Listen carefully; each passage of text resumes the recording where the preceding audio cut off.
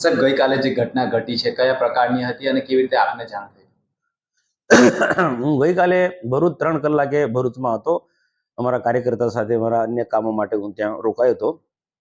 મને સમાચાર મળ્યા કે ડેડિયાપાડા તાલુકા પંચાયતમાં ધારાસભ્ય ચૈતરભાઈ વસાવા એ ટીડીઓ ચેમ્બરમાં ગયા. ટીડીઓ ચેમ્બરમાં અન્ય કર્મચારી હતા, એમને બહાર કાઢી મૂક્યા અને બંધ બારણે ટીડીઓને ઘણી બધી રીતના ધમકાવવામાં આવ્યો અને એના કારણે ટીડીઓ ઓફિસ ચેમ્બર છોડીને એ ભાગી ગયા છે. અને અમારા પાર્ટીના કાર્યકર્તાઓ, તાલુકાના સભ્યો, જિલ્લાના બીજા પ્રતિનિધિઓ એ પીવાના પાણીના પ્રશ્નો લઈને એ પણ યોગાનો ત્યાં ગયા હતા. તો એ લોકો બધાએ મને ફોન કર્યો ને કેટલાક કર્મચારીઓ પણ મને ફોન કર્યો. કર્મચારીએ ફોન કર્યો કે ભાઈ અહીંયા આ પ્રકારનું વાતાવરણ છે અને બિલકુલ આખા તાલુકા પંચાયતના નાના મોટા કર્મચારી બધા ગભરાઈ ગયા છે. તો હું તાત્કાલિક ભરૂચથી ડેડિયાપાડા જવા નીકળ્યો અને જતા પહેલા મેં કીધું બધા સભ્યોનો સંપર્ક કરાવજો તો ટાઈમ લાગે, તો મેં પોસ્ટ મૂકી દીધી કે આ પ્રકારની ઘટના ઘટી છે ધારાસભ્યની ટીડીઓની વચ્ચે અને હું ડેડિયાપાડા પહોંચું છું. તો બધા તાલુકા પંચાયતના સભ્યો ત્યાં ડેડિયાપાડા પહોંચે.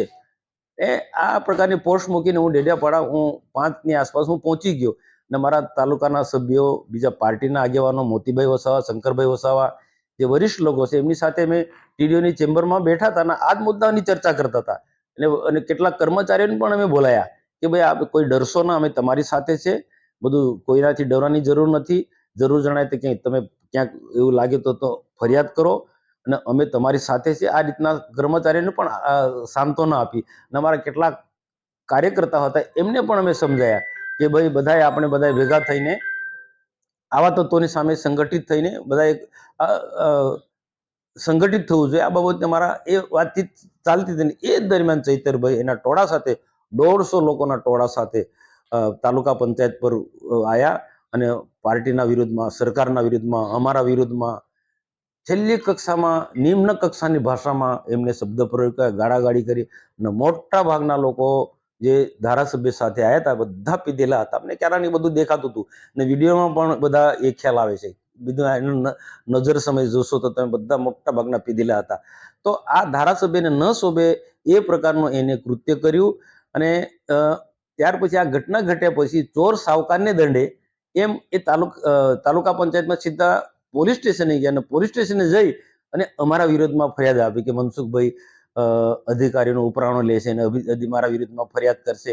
તો મને પ્રશ્ન એ થાય છે કે તોફાન તો તમે કરો, ગુનો તમે કરો છો, તો આ તમારે ફરિયાદ આપવાની શું જરૂર છે?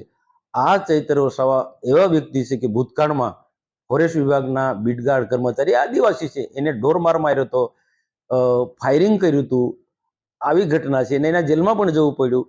અને જીઈબીના કર્મચારી એ ઉપરાંત પોલીસ પીઆઈ અધિકારીની સાથે પણ ગેરવર્તન કર્યું, ઝઘડો કર્યો છે અને અનેક કાર્યકર્તાઓ સાથે પણ એને મારામારી કરી, ઝઘડા કર્યા, 13 જેટલા ગુના ગણે. એટલે સ્વાભાવિક છે કે એ આ પ્રકારનું વર્તન કરે, લોકોને ડરાવે, ધમકાવે અધિકારી કર્મચારી. તો અમારે કર્મચારીના મદદમાં અમારે જવું પડે, વાતાવરણ શાંત કરવા પણ અમારે જવું પડે. હું ત્યાં ડેડિયાપાડા હું પહોંચ્યો તો મારા અને મેં પોસ્ટમાં એક જ લખ્યું મારા તાલુકા પંચાયતના સભ્યો બધા પહોંચે. એવું નથી કે લોકો ટોળા ભેગા કર્યા. અને ટીડીઓ ગઈકાલે ફરિયાદ આપી દીધી છે અને ટીડીઓ સાથે પણ મેં વાતચીત કરી. ટીડીઓએ કીધું, ટીડીઓ તો હજુ પણ એટલો ગભરાયેલા છે પણ અમે બધા હિંમત આપી, અમે બધા લોકો તમારી સાથે છે, સરકારી આખું વહીવટીતંત્ર તમારે છે અને બધી રીતના એને સમજાયા છે અને નોકરીમાં રાબેતા મુજબ ચાલુ થઈ જવા માટે બધાએ અપીલ કરી છે અને હિંમત આપી છે ટીડીઓને અમે.